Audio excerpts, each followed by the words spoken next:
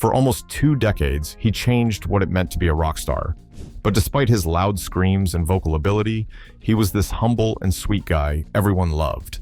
But sometimes he showed a side more reminiscent of what he portrayed in his music. Like he's super hungover, he's angry at everybody, yelling at everybody, and you're kind of just... But they weren't random bursts of anger. They were directed towards people. And here are 5 artists that got the most hate from Chester Bennington. Starting our list is someone who used to make music with Chester, Kyle Christner. In the late 1990s, as the Los Angeles scene bubbled, Kyle Christner, an eager and technically proficient bassist, joined the fledgling group. He was present for the crucial, formative months of 1998 and 1999 rehearsing, laying down bass lines, and helping to shape the very foundations of tracks that would become their seminal debut, Hybrid Theory. He was a pivotal, if ultimately transitional, member. Kyle believed he'd earned his spot, his contributions subtle but significant, anchoring the raw energy of the earliest demos and EPs. But as the band soared to global success, Christner was subtly erased. His name vanished from reissues as early as 2001. The story Linkin Park told the world was one of unbreakable unity. Kyle's existence threatened that carefully crafted narrative. He started showing signs of behaviors that threatened the band's togetherness, and soon he was no more. Linkin Park seemed to have moved on, but Kyle hadn't. He started to feed the tabloids with information that clearly showed that he was still bitter about leaving Linkin Park. And while this didn't sit well with anybody on the band, Chester Bennington was the unhappiest in this whole ordeal. But he wouldn't be around to see the worst of it. The conflict lay dormant for decades, until November 2023. Kyle Christner filed a lawsuit against the band, claiming he had contributed bass, writing, and performance to more than 20 songs in their catalog, specifically those featured in the 20th anniversary Hybrid Theory box set. The heart of his claim? He was told his parts were replaced, only to find his playing was still on the released versions, yet he received no credit and no royalties. While Linkin Park eventually reached an amicable resolution with Christner, and even issued a statement acknowledging him as a very talented musician who made valuable contributions at a pivotal time in 1999, the damage was done. Chester never publicly despised Kyle Christner, but he utterly disliked what Christner's fight represented. That even at the height of success, an unsung contribution, a forgotten name, or a perceived slight could stir trouble. This episode remains a footnote in Linkin Park's history. For Chester Bennington, Linkin Park's sound was a sacred, hard-won territory, born of blood, struggle, and raw personal confession. It was not a formula. So what happened when, across the Atlantic, a German band named Nevada Tan emerged, sounding, looking, and selling like a mirror image of Linkin Park? Nevada Tan, a 6-piece from Germany, arrived on the music scene in 2007, instantly commanding attention. Their debut, Niemand hört dich, exploded onto the German charts, riding the tail end of the new metal wave. Critics and fans quickly noted the resemblance. The sound was so similar to Linkin Park's early work, particularly Hybrid Theory, that the comparison was inescapable. Reviewers tagged them as another teeny band imitating Linkin Park. Message boards pointed out the textbook Linkin Park tropes: layered guitars, the signature melodic scream vocal trade-offs, and rap-injected verses. For many, Nevada Tan wasn't just inspired. They were, in tone and arrangement, cut from the exact same cloth. They were quickly branded the German Linkin Park. Chester Bennington watched this phenomenon with a complicated mix of professional pride and deep, guarded irritation. He appreciated bands pushing boundaries, but he was fiercely protective of Linkin Park's authenticity. The sound was personal, rooted in his own messy human story. When the German Linkin Park label took hold, the compliment immediately soured. Chester's disdain was not venomous. It was an undercurrent, a quiet, nagging sense that the emotional culture he'd helped create was being flattened into a template. The problem, in his eyes, was not the music itself, but the industry machine that rewarded a neat, prepackaged lookalike over the messy authenticity his band had bled to achieve. He resented the idea that their hard-fought, lived-through sound could be reduced to a checklist of production tricks and sold back to a new audience. The optics of Nevada Tan's quick commercial success only fueled Chester's private frustration. Their rapid mainstream media push and headlines framing them as the local heirs to Linkin Park's throne felt like a small yet significant erosion of identity. Chester worried that fans might accept this skin-deep mimicry as the real thing, and that the emotional stakes his band had laid out would be diluted. In private conversations with bandmates, he would point out where Nevada Tan's choruses felt suspiciously familiar, where the production choices mimicked the hybrid of rap and melody, and where the lyrics clung to generalized slogans rather than his preferred raw confessions. Eventually, the noise faded. Nevada Tan changed their name and their momentum cooled. For Chester, the episode became a cautionary footnote.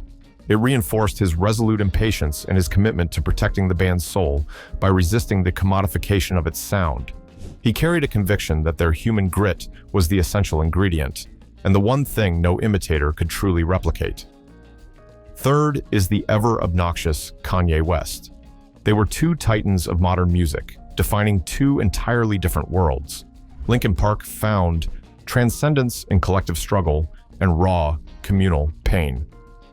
Kanye West built an empire on singular genius and constant, explosive disruption. At first glance, their paths were parallel, but for Chester Bennington, the two orbits eventually created a profound friction, a quiet, professional resistance to everything he believed the Kanye model represented. Chester readily acknowledged Kanye's brilliance. He respected that the man moved culture. But what truly unsettled him was the growing sense that this singular, headline-grabbing genius was overshadowing the very band ethic Chester lived by. It's ironic, then, that Chester was directly involved in one of the most successful commercial intersections of rock and hip-hop, the 2004 mashup EP, Collision Course, with Jay-Z.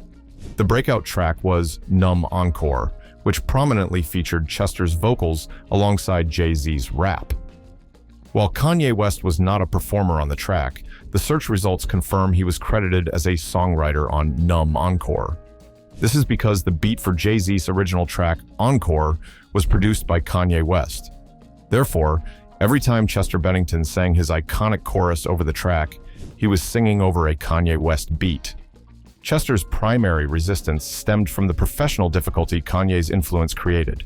He feared that the boundaryless genre mixing and emphasis on spectacle, which Kanye helped pioneer, encouraged shortcuts in music, sounds engineered for headlines rather than earned through years of roadwork and raw nerves. Every time Kanye reshaped the mainstream, Chester felt the creative bar move. Fans began expecting greater spectacle and more boundary blurring. For Chester, this meant the core elements that distinguished Linkin Park, their unfiltered catharsis and authentic scars, risked being absorbed into a formula, making their work harder to surprise, harder to stand out, and harder to claim originality. He felt a drive to make Linkin Park louder, more honest, less about trends and more about truth. Second on here isn't just one artist, it's an entire band, Chester's band. Chester Bennington carried the voice of a generation, but in private, he sometimes carried something else, a small, sharp estrangement that crawled under his skin. He loved the band that had lifted him out of obscurity, and he loved the ritual of 5-6 people locking into a groove and letting the music do the talking. Still, over the years, that closeness sometimes frayed into irritation, then into a cooler thread of resentment he didn't name out loud. It was never full-blown hatred. It was a weary, sinking dislike that showed up in late-night conversations, in the way he pulled away at press junkets, and in the private silences between songs. He watched the band he'd helped build with a protective, jealous eye. Linkin Park's image had always been communal, brotherhood forged in tiny rooms, arguments over arrangement, laughter in the van. But Chester sometimes felt that the very proximity that made them strong also boxed him in. He remembered nights when a throwaway joke landed wrong, when an offhand criticism at rehearsal cut him deeper than intended.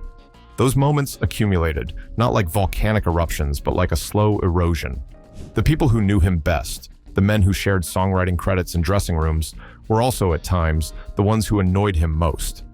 He resented petty slights, the industry compromises the group accepted, and the small creative decisions that felt more managerial than soulful. There were times Chester's thoughts darkened toward the edges. He had talked on camera about the way his mind could become a bad neighborhood, a place where shadows multiplied and logic thinned. In private, those shadows sometimes focused on the band itself, an imagined litany of grievances, from overlooked ideas to arguments that never got properly aired. He did not keep a running list of insults, but he kept a ledger of feeling misunderstood, producers who smoothed vulnerabilities, label schedules that commodified pain, bandmates who wanted to move on, and fans who wanted the same old cry to keep repeating. In those moments, the loneliness felt acute, and the sense that he had to hold himself together alone hardened into a brittle edge. That edge sometimes read like a cool flatness toward the group. He did not rail publicly or sabotage shows. Instead, his dislike took subtler forms: clipped answers in interviews, an avoidance of certain backstage rituals, a preference to rehearse alone rather than hash out differences in the room. He would laugh with them on camera. Carpool karaoke and late press moments showed his warmth, but later, backstage, he might sit quiet and inward, measuring the distance between the man on stage and the men who were supposed to be his closest allies. Those gaps fed a private narrative. He felt estranged from the we the band projected, and that estrangement sometimes bred a resentful melancholy. The darker turns of his thinking never explicitly blamed any single member for his pain. Rather, the band, by virtue of proximity and shared history, became a mirror that reflected back insecurities he had carried long before Linkin Park existed. When criticism stung, or when creative directions diverged, those moments amplified the inner voices that had always haunted him. He feared that being honest about that would fracture the unity fans loved, so he stored vexation in private drawers and let the public face remain intact. That secrecy, the pressure to be on and together, sometimes felt like oxygen being slowly siphoned away. Still, it wasn't hatred in the cartoonish sense. Chester's feelings were complicated, love threaded through disappointment, loyalty braided with impatience.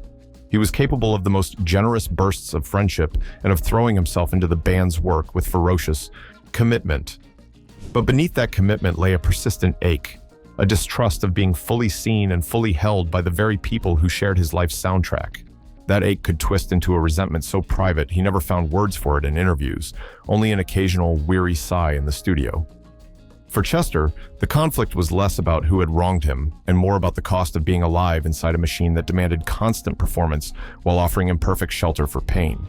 In the end, those months of quiet discontent became part of a larger, tragic pattern that included documented fights with depression and a longing for safety that eluded him. The record shows the man who loved his family, who laughed on car rides, and who poured himself into music.